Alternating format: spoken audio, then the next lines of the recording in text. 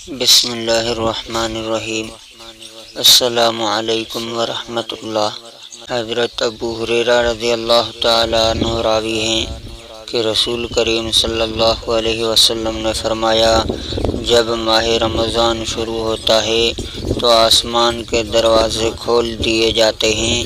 ایک دوسری روایت میں یہ ہے کہ جنت کے دروازے کھولے جاتے ہیں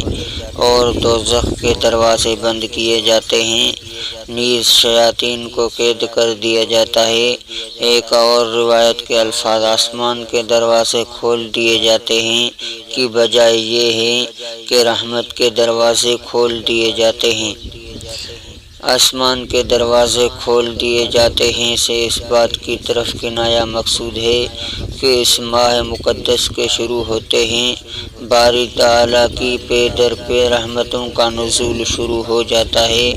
اور بندوں کے اعمال بغیر کسی مانع اور رکاوٹ کے صعود کرتے ہیں۔ نیز باب قبولیت ہو جاتا ہے کہ بندہ جو دعا مانگتا ہے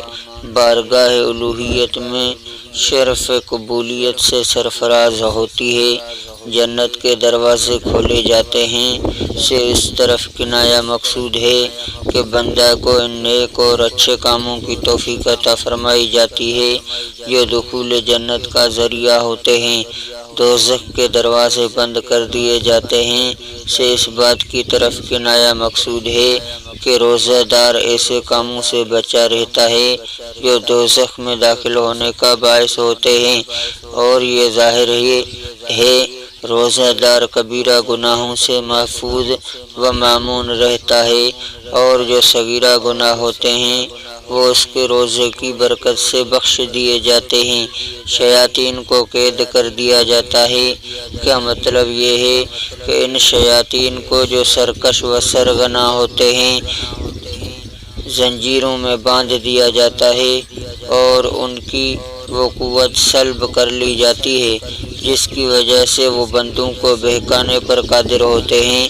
بعض حضرات فرماتے ہیں کہ یہ جملہ دراصل اس بات کی طرف کنایہ ہے کہ ماہ رمضان میں شیاطین لوگوں کو بہکانے سے باز رہتے ہیں اور بندے نہ صرف یہ کہ ان کے وسوسوں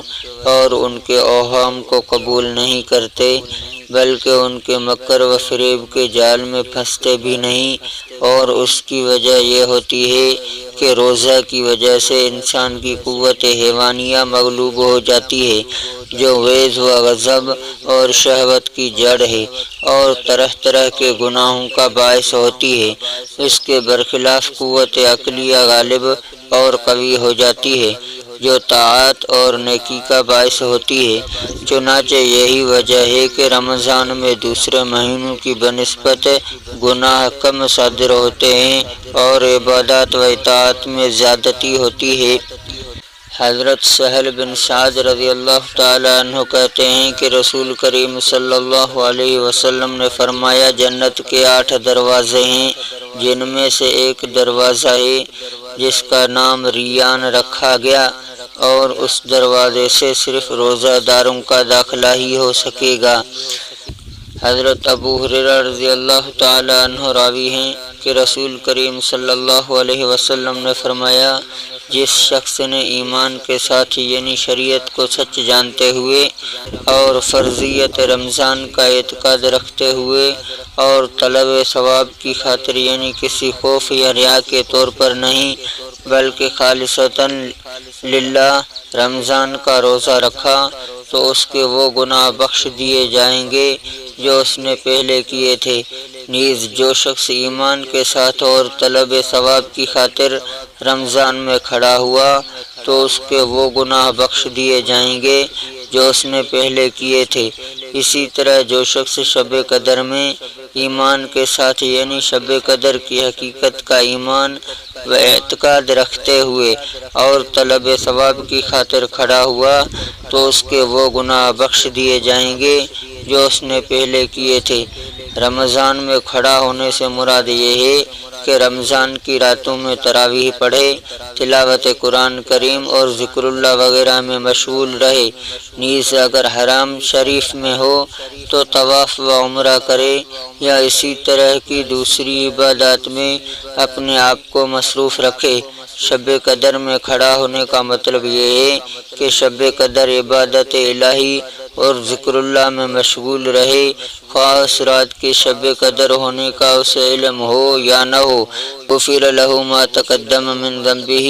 تو اس کے وہ گناہ بخش دیے جائیں گے جو اس نے پہلے کیے تھے۔ کے بارے میں علامہ نووی فرماتے ہیں کہ مکفرات یعنی وہ اعمال جو گناہوں کو ختم کرنے والے ہوتے ہیں،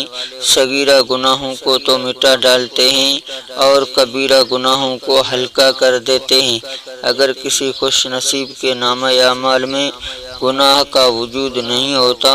تو پھر مکفرات کی وجہ سے جنت میں اس کے درجات بلند کر دیے جاتے ہیں۔